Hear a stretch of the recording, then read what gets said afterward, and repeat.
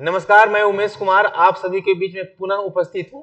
और हमारा जो टीम आज से डिसाइड किया है कि फिजिक्स का रेगुलर कोर्स दिया जाए आप लोगों का, और पर डे आपको एक वीडियो अपलोड होगा। और सबसे पहले हम लोग जो चैप्टर शुरू करेंगे वो करेंगे इलेक्ट्रोस्टैटिक्स से, और उसके बाद आप लोग को पूरा सिलेबस कवर करवाया जाएगा यहाँ पर, है ना। तो हमारा चैनल को सब्सक्राइब कर लीजिए, लाइक कीजिए और शेयर करें। ओके, तो हम लोग चलते हैं, आप लोगों को समय ज्यादा नहीं लूंगा और सीधा इलेक्ट्रोस्टैट्स में चलता हूं। और सामने एग्जाम भी आ गया है, तो एग्जाम को देखते हुए हम लोग इस कोर्स को डिजाइन किए हैं और इसको कवर करेंगे उसी स्पीड से। ओके, तो चलते हैं, आज हम लोग पढ़ेंगे इलेक्ट्रोस्टैटिक्स। ये चैप्टर 1 है।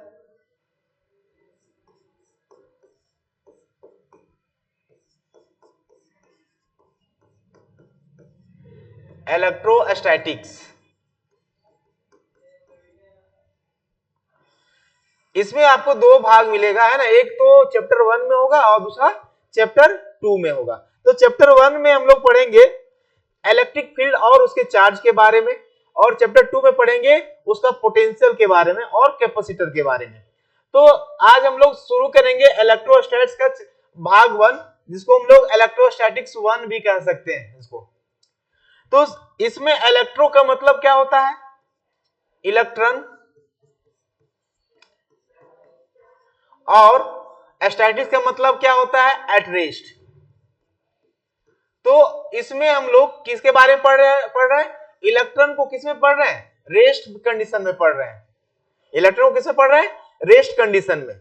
ओके, हम लोग इसको देखेंगे कि बाद में चलकर कि इलेक्ट्रॉन जो है ना, वो अलग अलग प्रॉपर्टी रखता है। जब वो मोशन में होगा तो कैसा प्रॉपर्टी होगा, जब वो एट रेस्ट में है तो कैसा प्रॉपर्टी रखता है, जब वो एक्सेलरेटेड मोशन में होगा तो किस तरह का प्रॉपर्टी एग्जीक्यूट करता है। वो अलग अलग तरीका, अलग अलग प्रॉपर्टी एक्वायर करेगा ये इलेक्ट्रॉन। तो सबसे पहले तो हम लोग जो चैप्टर का नाम है इलेक्ट्रोस्टैट्स, उस पर हम लोग ज्यादा ध्यान देंगे। मतलब चार्ज किस में रहेगा? रेस्ट में रहेगा। ओके, तो सबसे पहले हम लोग समझेंगे व्हाट इज चार्ज। इलेक्ट्रॉन है क्या? एक चार्ज ही तो है ना। तो सबसे पहले चार्ज होता क्या है ये समझ लेते हैं हम लोग। तो सबसे पहले चार्ज होता क्या है इसके बारे में हम लोग जानते हैं। एक एग्जांपल लेते हैं, समझ लीजिए कि एक सोडियम है। ये सोडियम है जिसमें क्या होता है, इसका एटॉमिक नंबर कितना होता है? 11। और इसका मतलब एटॉमिक नंबर 11 कहने का मतलब क्या? Z = 11 कहने का मतलब ये हुआ कि नंबर ऑफ प्रोटॉन कितना हो जाएगा? 11 हो जाएगा। नंबर ऑफ इलेक्ट्रॉन कितना हो जाएगा? 11 हो जाएगा। ऐसे केस में आप देखिएगा कि ये क्या होता है? न्यूट्रल। क्या होता है ये? न्यूट्रल। ओके, यदि आप इसको इस तरह से लिखते हैं Na+, इसका मतलब क्या हुआ? ये पॉजिटिवली चार्ज हो गया। ये क्या हो गया? पॉजिटिवली चार्ज हो गया। पॉजिटिवली चार्ज हुआ ये। अब ये पॉजिटिवली चार्ज हो गया तो इसका मतलब ये हुआ कि यहाँ पर नंबर ऑफ प्रोटॉन तो रिमेन क्या रह गया? 11 रह गया, लेकिन नंबर ऑफ इलेक्ट्रॉन की संख्या कितना हो गया? एक घट गया। एक पॉजिटिव चार्ज है तो एक क्या हो गया? घट गया। इसका मतलब है कि आप तो प्रोटॉन को छेड़छाड़ नहीं कर सकते, क्योंकि वो रहता कहां पर है? न्यूक्लियस में। आउटर मोस्ट सेल में कौन सा रहता है? इलेक्ट्रॉन। तो किसी भी न्यूट्रल एटम को आप चार्ज कर सकते हैं पॉजिटिवली या तो फिर नेगेटिवली। कब? जब उससे या तो एक्सेस अमाउंट ऑफ इलेक्ट्रॉन हो उस पर, या तो फिर कमी हो इलेक्ट्रॉन का। तो दोनों केस में चार्ज होगा। जैसे एक एग्जांपल एक और लेते हैं, ये है आपका क्लोरीन।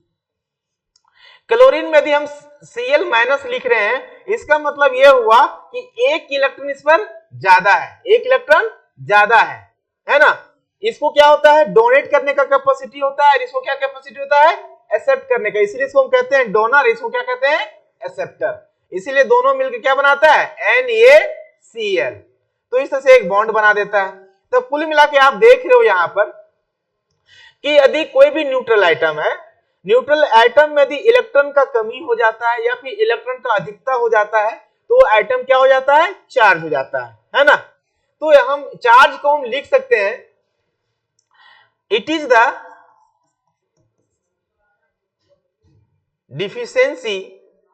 डिफिशियंसी, डिफिशियंसी और excess of electron, excess of electron on a atom. Charge है क्या, या तो इलेक्ट्रॉन का कमी है या तो फिर एक अधिकता है किसका, इलेक्ट्रॉन का, किसी भी एटम पर, उसको क्या कहते हैं, चार्ज कहते हैं। यदि आप किताबी लैंग्वेज में जाइएगा तो इसका दूसरा तरह से आपको डेफिनेशन मिलेगा। इसका डेफिनेशन इस तरह से आप लोग लिख सकते हैं और करके, it is the intrinsic property, intrinsic property of an atom, of A substance कर दो, of A substance by virtue of which,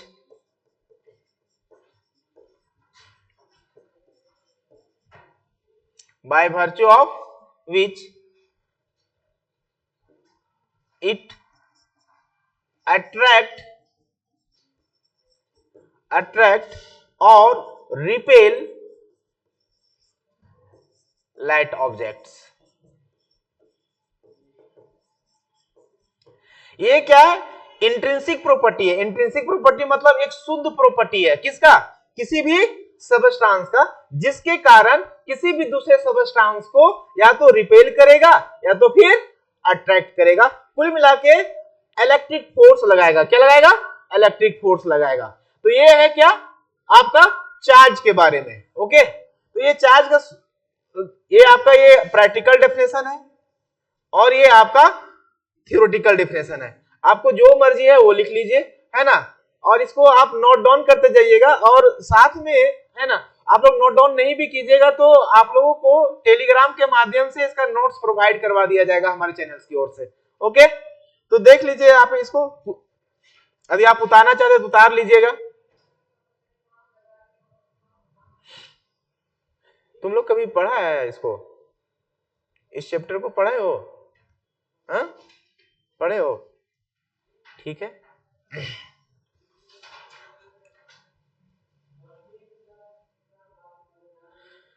तो चले आगे की ओर।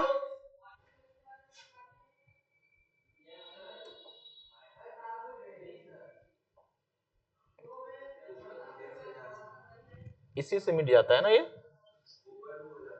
ऊपर भी हो जाता है। अच्छा, ऐसा है तो उसको ऊपर ही कर देते हैं क्या। It is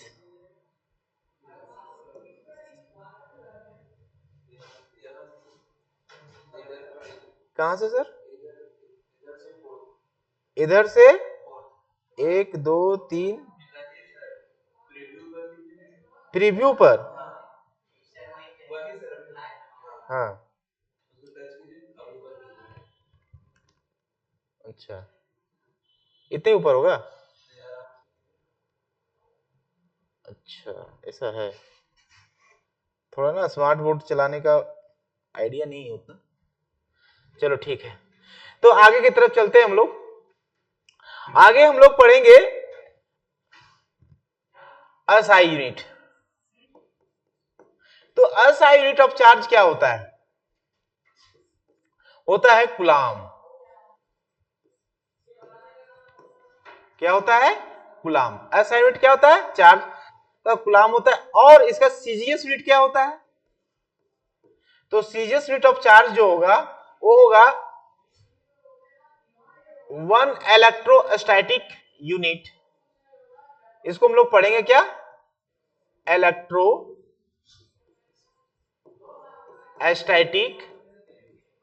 unit. ओके, या तो फिर इसी का दूसरा नाम है फ्रैंकलिन। और ये सबसे स्मॉलेस्ट पॉसिबल यूनिट है चार्ज का। ये क्या है, smallest possible unit of charge. इससे छोटा चार्ज आपको नहीं मिलेगा। और मैं बता दूं रिलेशन किसके किसके बीच में, कूलाम्स और ESU के बीच में, तो आप इसको 1 ESU is equal to 3.33 into 10 to the power minus 10 coulomb. Okay, ये रिलेशन है, आप इसे जरूर देख लीजिएगा। उसके बाद है डायमेंशन पूछा जाता है चार्ज का, तो डायमेंशन आप लोग को पता है कैसे लिखा जाएगा, देख लीजिए। आप 10th क्लास में पढ़े होंगे करंट। ओके, तो करंट में आप देखे होंगे कि क्या होता है, I इज इक्वल टू क्या होता है, Q अपॉन T, और Q क्या है, चार्ज, तो I इंटू T। तो और करंट का जो डायमेंशन क्या होता है, कैपिटल A, और ये टाइम है तो क्या हो जाएगा, T, तो डायमेंशन क्या हो जाएगा, AT। अच्छा, एक चीज आप लोग समझ लीजिए कि डायमेंशन और डायमेंशन फार्मूला में फर्क होता है। यदि आपसे डायमेंशन फार्मूला पूछ रहा है तो आप ऐसे लिखिएगा, Q is equal to M0 L0 AT। Okay, और सिर्फ डायमेंशन पूछ रहा है तो आप सिर्फ लिखिएगा AT। आप इसे 11th क्लास में पढ़े होंगे कि डायमेंशन फार्मूला, डायमेंशन और डायमेंशनल इक्वेशन में क्या फर्क है। तो ये तीन तरह की चीजें हैं, तीनों को आप जरूर देखिएगा आप 11th क्लास में जाकर, है ना। तो ये हो गया आपका डायमेंशन, ये हो गया इसका सीजीएस यूनिट, और ये हो गया इसका एसआई यूनिट। ये तीन आगे इसका हम लोग चलेंगे कि टाइप्स ऑफ चार्जेस क्या क्या होता है। तो टाइप्स ऑफ चार्जेस में हम लोग, तो आप लोग भी पढ़े होंगे टाइप्स ऑफ चार्जेस क्या है। टाइप्स ऑफ चार्जेस दो तरह का चार्ज होता है, आप लोग भी पढ़ते आए हैं बचपन से, है ना।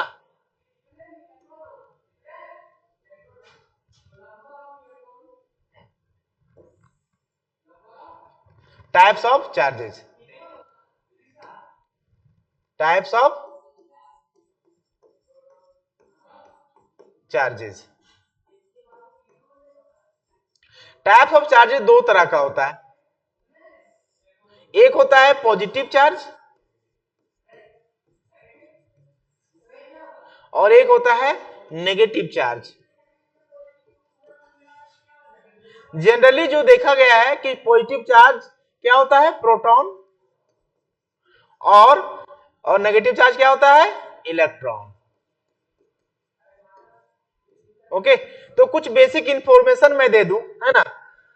मास ऑफ जो प्रोटॉन होता है वो होता है 1.6727 into 10 to the power minus 27 kg।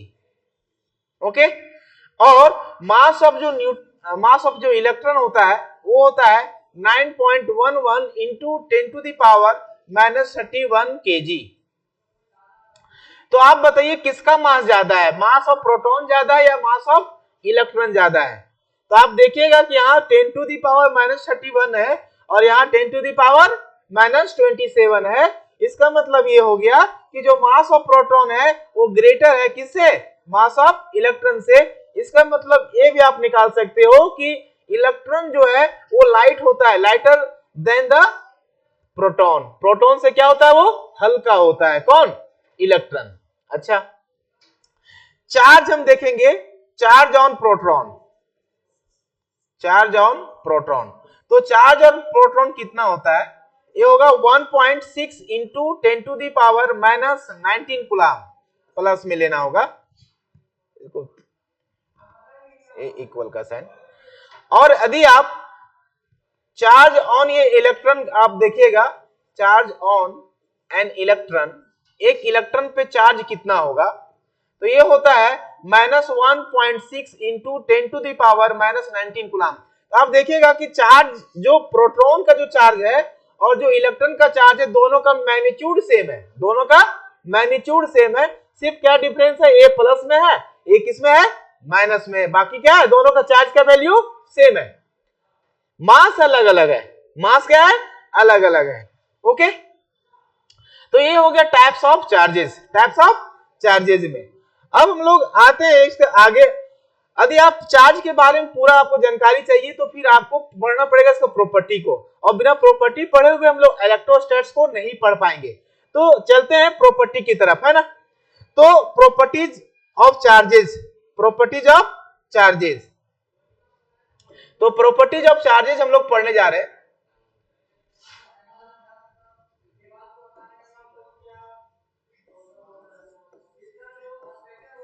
Properties of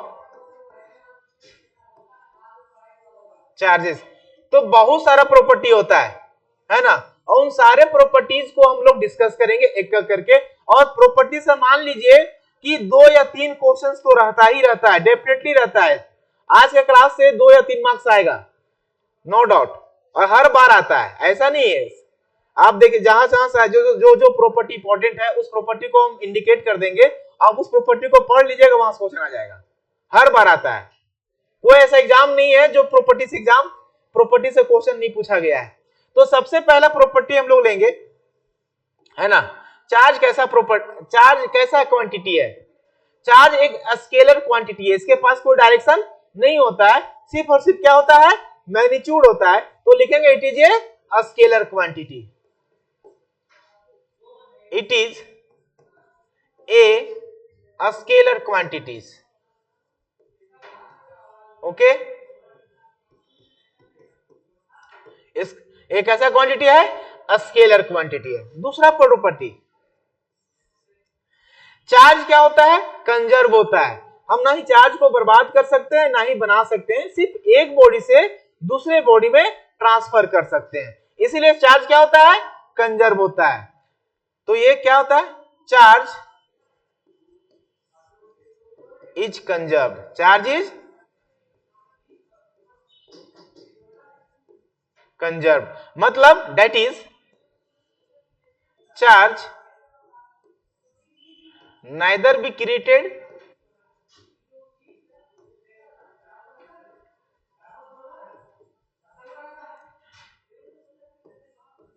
nor be destroyed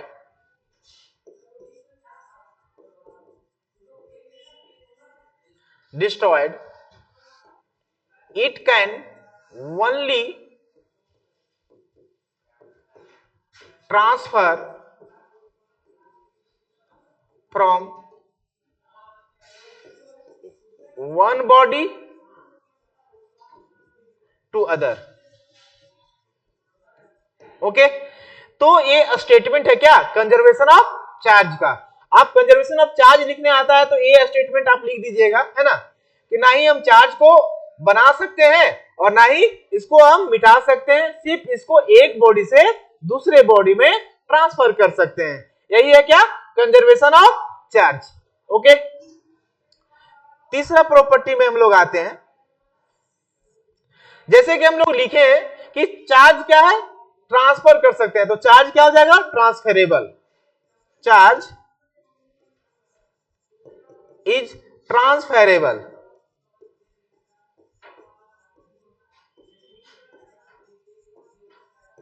charge सिर्फ क्या हो सकता है, ट्रांसफर हो सकता है।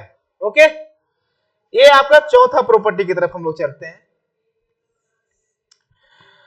चार्ज क्या होगा कि यदि आप किसी बॉडी को यदि आप पॉजिटिवली चार्ज कर रहे हैं, है ना, तो उसका मास डिक्रीज कर जाएगा, और यदि किसी बॉडी को आप नेगेटिव चार्ज से चार्ज करते हैं तो उसका मास इंक्रीज कर जाएगा।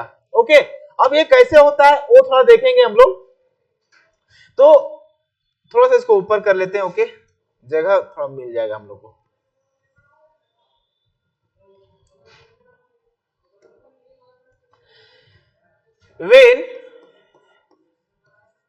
when a body is charging by positive charge, its mass increases।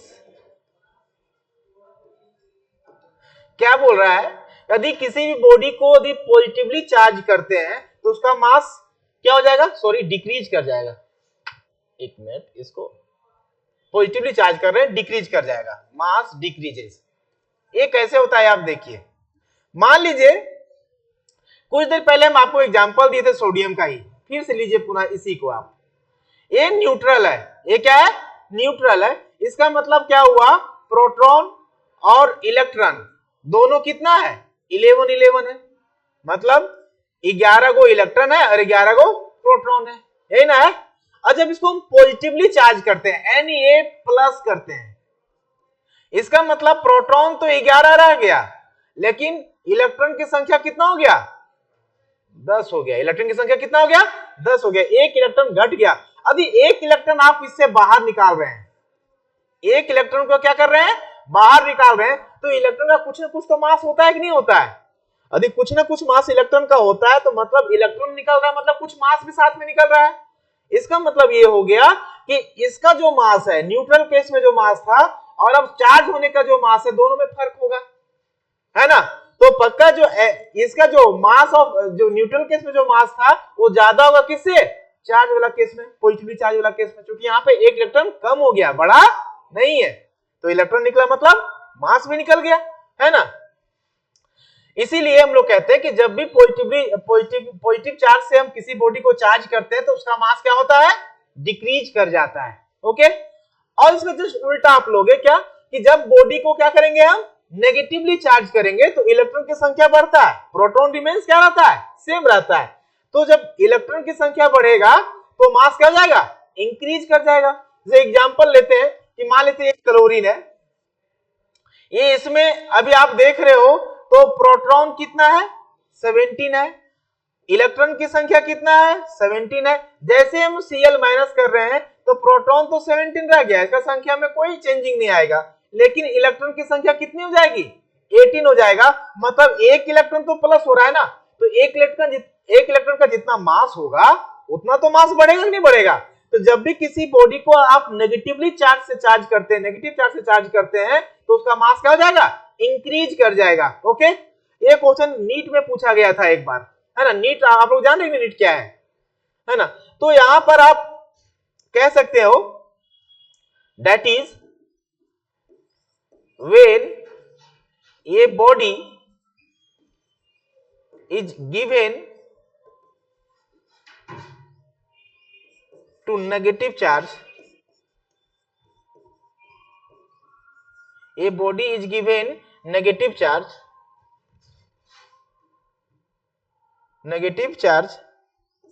its mass क्या होगा? इंक्रीज करेगा, इंक्रीजेस, इसका मास क्या हो जाएगा? इंक्रीज कर जाएगा, है ना? तो ये कितना प्रॉपर्टी हुआ? 4 प्रॉपर्टी। इसके बाद जो प्रॉपर्टी होगा ना, बहुत ही इंपॉर्टेंट प्रॉपर्टी है, यहां से क्वेश्चन देखने को मिलेगा ही मिलेगा, है ना? तो उस प्रॉपर्टी की तरफ हम लोग चलते हैं।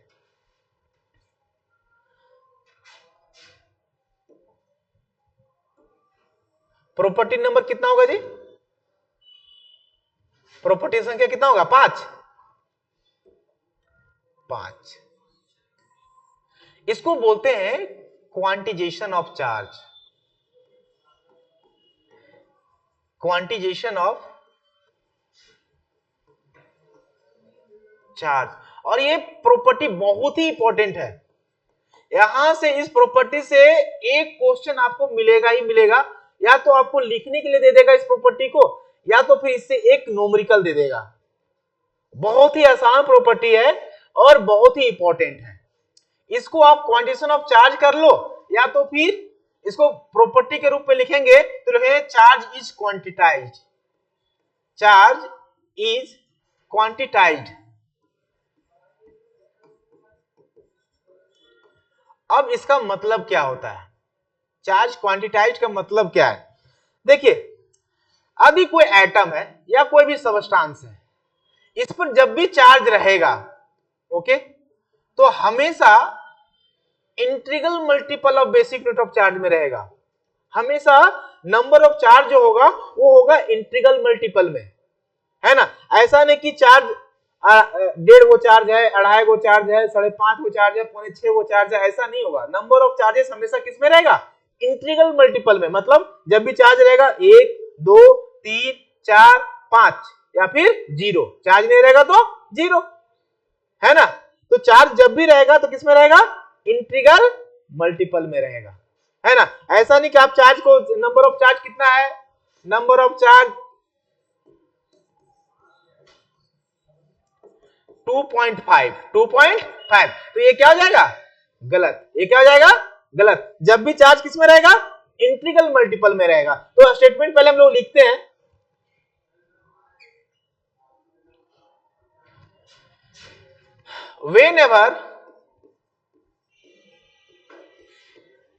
whenever charge resides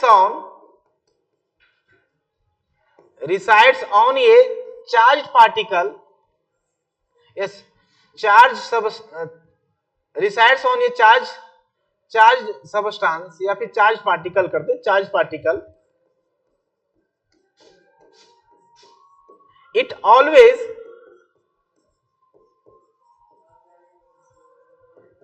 in integral multiple of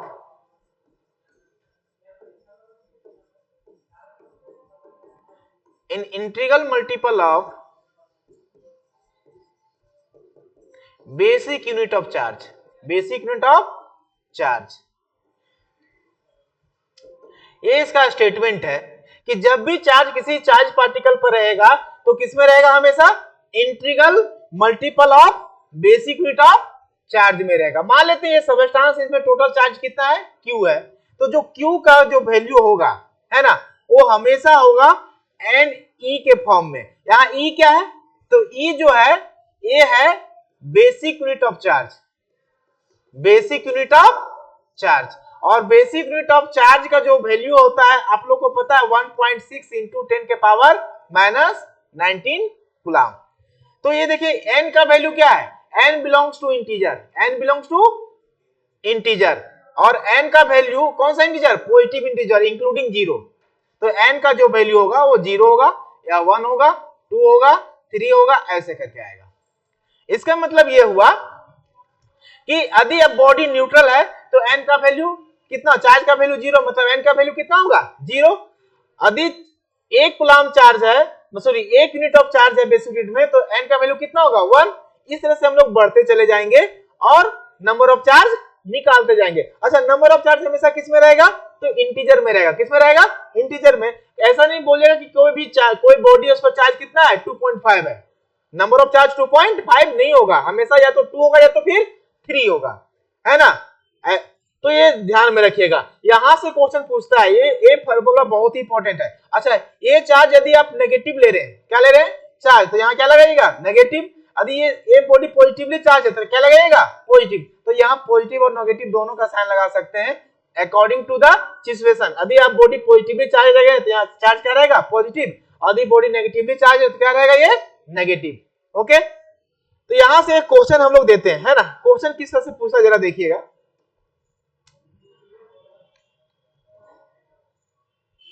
जैसे एग्जांपल हम यहां पे लेते हैं, एक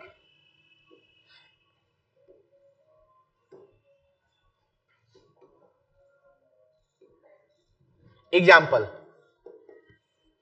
बोल देगा, find the number of electrons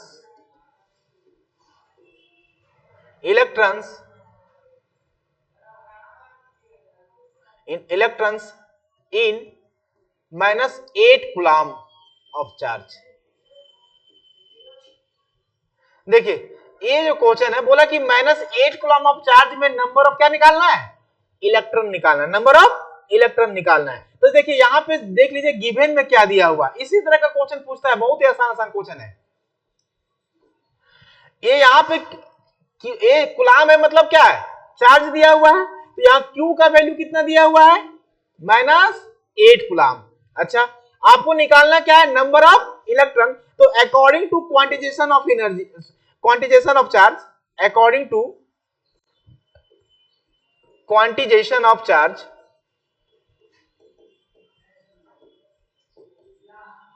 quantisation of charge क्या है, अभी जस्ट पढ़े हम लोग, क्या, Q इक्वल टू Ne।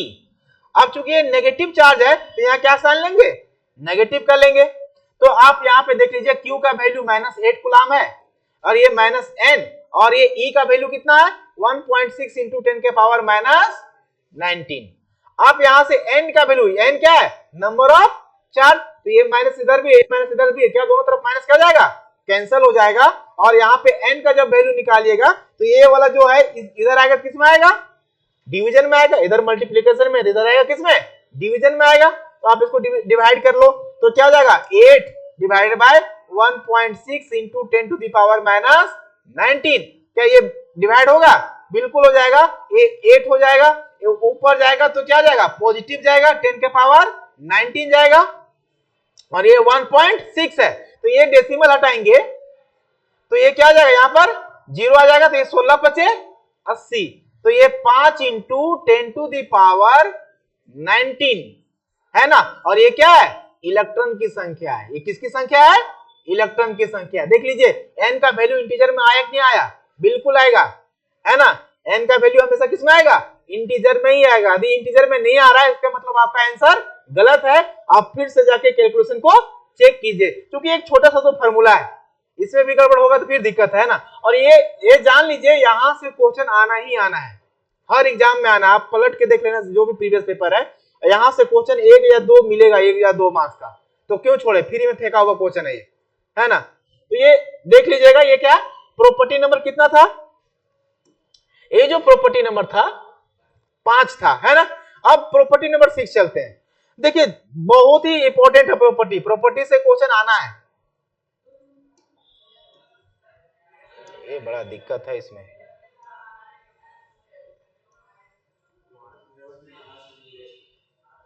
अच्छा वो बाद में सीख लिया जाएगा, है ना।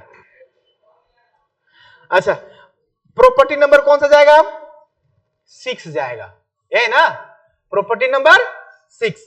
अच्छा प्रॉपर्टी नंबर 6 में जैसे आप पढ़े होंगे कि मास जो है ना वो वेरी नहीं करता, है ना, यही ना पढ़े हम लोग।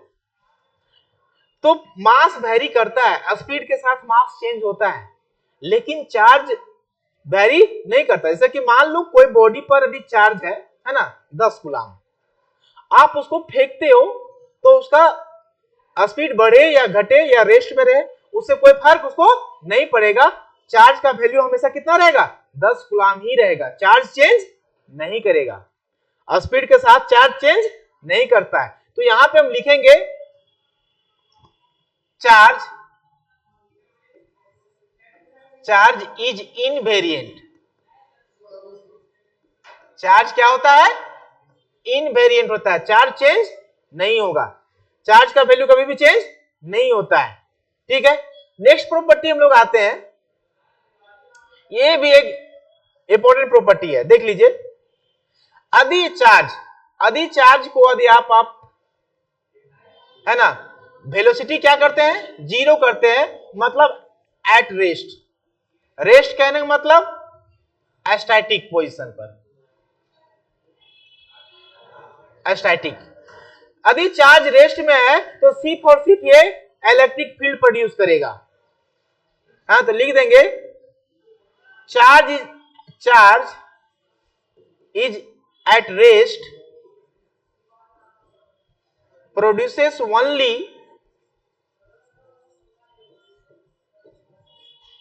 Electric field.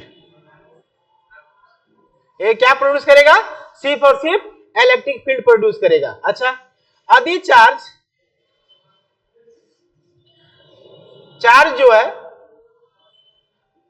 मूव कर रहा है विथ कांस्टेंट वेलोसिटी, यदि एक कांस्टेंट वेलोसिटी के साथ मूव कर रहा है मतलब एक्सेलरेशन का वैल्यू कितना हो गया, 0। इस केस में एक्सेलरेशन का वैल्यू कितना हो जाएगा, 0। वेलोसिटी कांस्टेंट का मतलब क्या हुआ, एक्सेलरेशन 0।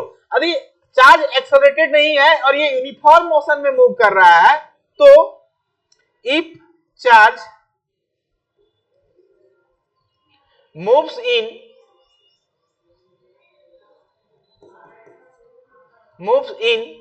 या moves with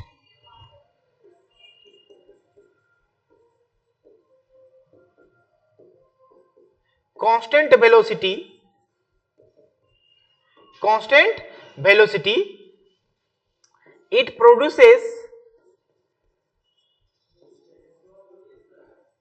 both electric field भी प्रोड्यूस करेगा और मैग्नेटिक फील्ड भी प्रोड्यूस करेगा, दोनों का दोनों।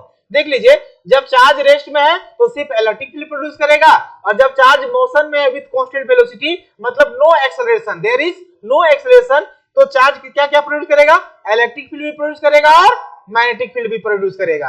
ओके, हम लोग अब तीसरा केस चलते हैं, जब चार्ज क्या होगा, एक्सेलरेटेड होगा।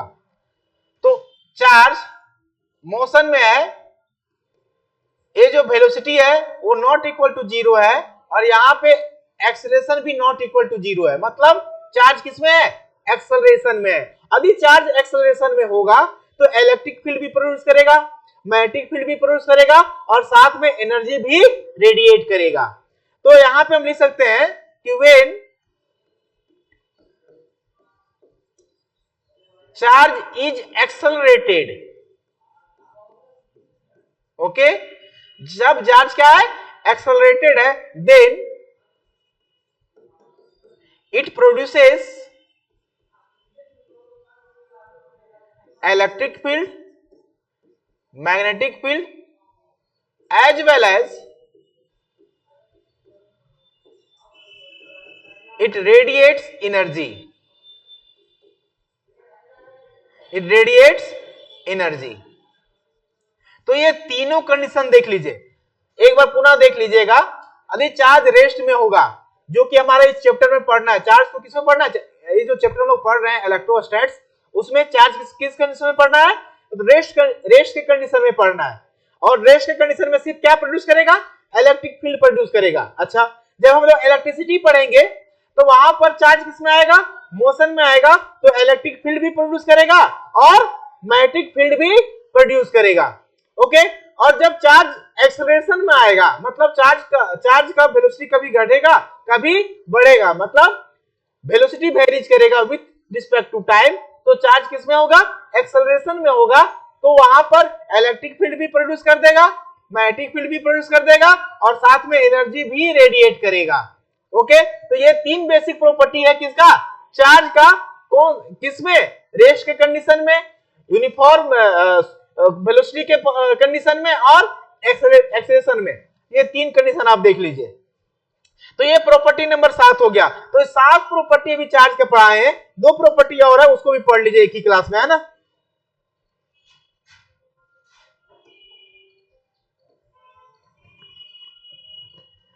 Property number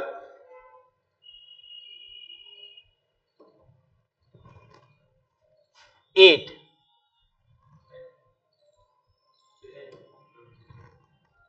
property number 8। तो चार्ज क्या होता है, एडिटिव इन नेचर होता है। Charge is additive in nature, कहने का मतलब ऐसा है कि चार्ज को आप ऐड कर सकते हो सिंपल अलजेब्रिक एडिशन से। जैसे कि मान लेते हैं कोई सिस्टम है, यहां पे +5 कूलम है, यहां -2 कूलम है, यहां +8 कूलम है और यहां प्लस या फिर -2 कूलम ले लो और ये -4 कूलम। तो टोटल चार्ज आपको जब निकालना होगा तो सभी चार्ज को सिंपली ऐड कर दीजिए, +5 coulomb, +2 coulomb, +8 coulomb, -2 coulomb, -4 coulomb. आप जब ऐड करोगे तो 5 2 7 और 8 7 15 और 15 में से 6 घटा दोगे तो +9 कूलम चार्ज आएगा। मतलब चार्ज को जब आप ऐड कीजिएगा तो सिंपल एडिटिव जो फॉर्मूला हमारा जो अलजेब्रिक एडिशन में जो लगता है उसको लगाना है ना। तो इसमें क्या है, इसलिए क्योंकि ये चार्ज क्या है, स्केलर क्वांटिटी है, तो इसको सिंपल एडिशन से हम लोग सिंपली ऐड या फिर सब्ट्रैक्ट कर सकते हैं। तो ये चार्ज का क्या हो गया, 8वां प्रॉपर्टी। अच्छा, चार्ज क्या होता है, मेजरेबल होता है। चार्ज क्या होता है, measurable. Charge is measurable, charge को हम मेजर कर सकते हैं और जिस डिवाइस से मेजर करते हैं उसको कहते हैं इलेक्ट्रोस्कोप, या तो फिर इसको हम लोग ऐसे भी कह सकते हैं गोल्ड लीफ इलेक्ट्रोस्कोप, इसका पूरा नाम। तो चार्ज को जिस डिवाइस से मेजर किया जाता है उसको कहा जाता है शॉर्ट फॉर्म में GLE, गोल्ड लीफ इलेक्ट्रोस्कोप, या तो सिंपली इलेक्ट्रोस्कोप, है ना। तो इस तरह से चार्ज का सभी प्रॉपर्टी को हम लोगों ने देख लिया। और इस आज का जो सेशन था, इस सेशन से बहुत सारा क्वेश्चन पूछा जा सकता है ना। और आप जान लीजिए क्वांटिटेशन ऑफ चार्ज है ना, वहां से क्वेश्चन तो पूछता है। तो आप आज के क्लास को अच्छे से पढ़ लीजिएगा। और यदि आपको नोट्स लिखना है तो नोट्स भी मैं साथ में लिखा देते गया हूं, तो इसको आप स्क्रीन को होल्ड करके आप लिख लीजिएगा, है ना। यदि आप वहां भी नहीं लिख पाइएगा तो आप हमें मैसेज कीजिएगा, कमेंट कीजिएगा, उसमें आपको टेलीग्राम का लिंक दे दिया जाएगा, वहां से आपको नोट्स उपलब्ध करवा दिया जाएगा नेक्स्ट जेन स्कॉलर्स हब की तरफ से, है ना। धन्यवाद। नेक्स्ट सेशन में फिर से मिलते हैं इससे आगे की क्लास में।